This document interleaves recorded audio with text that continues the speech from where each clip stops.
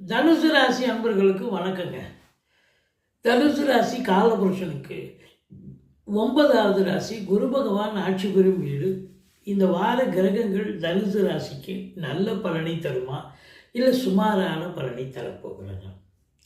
பாருங்கள், ராசிநாதன் உங்களுக்கு 8ஆம் இடத்தில் இருக்கிறார், வக்ர கதியில் இருக்கார், நீச்ச பலனை தரப்போகிறார். இருந்த போதிலும் உங்களுக்கு 12ஆம் இடம், 2ஆம் இடம், 4ஆம் இடத்தை குரு பார்க்கிறார். 4இல் இருக்கும் சனி பகவானை குரு பார்க்கிறார். அப்போது அர்த்தாஷ்டம சனி உங்களுக்கு போயிட்டுருக்கு. ஆனாலும் அந்த சனி பகவான் தீய பலன்களை தர மாட்டார், மாறாக சுப பலனை தருவார்.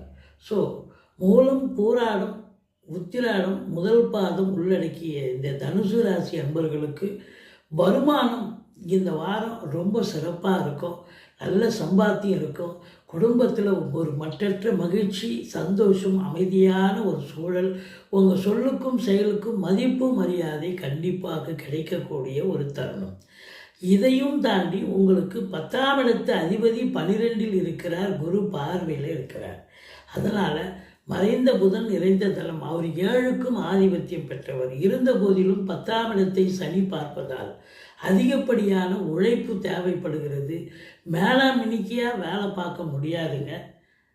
அதிகப்படியான உழைப்பு, பணிச்சுமை தேவைப்படுகிறது. இருந்த போதிலும் இதில் இன்னொரு சூப்பரான ஒரு விஷயம், சந்தோஷமான ஒரு சமாச்சாரம், ராகு 3ல் இருக்கிறது தாங்க இந்த தனுசு ராசிக்கு ஒரு பெரிய ப்ளஸ்ஸு. சாதிக்க போகிறீங்க. தொழில் ரீதியாக, உத்தியோக ரீதியாக நீங்கள் எடுக்கிற எந்த முயற்சியாக இருந்தாலும் கண்டிப்பாக வெற்றி பெறப்போகிறது. பெரிய லெவலில் சாதிக்க போகிறீங்க, சரித்திரம் படைக்க போகிறீங்க. அதுதாங்க உண்மை. மற்றபடி வண்டி வாகனங்கள் பழசு விற்றுட்டு புதுசு வாங்கிறது, அல்லது காரே புதுசாக வாங்கிறது, வீடு சம்மந்தப்பட்ட விஷயங்கள் ஆல்ட்ரேஷன் பண்ணுறது, வீடு கட்ட பிளான் வாங்க, அல்லது வீடு துவங்க, வீடு கட்ட ஆரம்பிக்க, அல்லது ஃப்ளாட் வாங்கிறதுக்கான ஒரு அமைப்பு கூட ஒரு சிலருக்கு கண்டிப்பாக முடியும். மற்றபடி தொழிலில் அதிகப்படியான இன்புட் இருக்கிறதால அதிகப்படியான வருமானம் இருக்க போகிறது.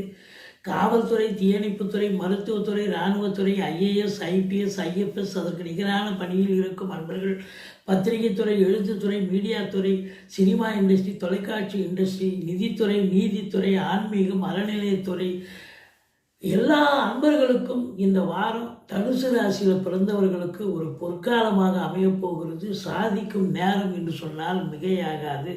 சம்பாத்தியம் சிறப்பாக இருக்குங்க. சந்தோஷம் அதுபோல் சிறப்பு.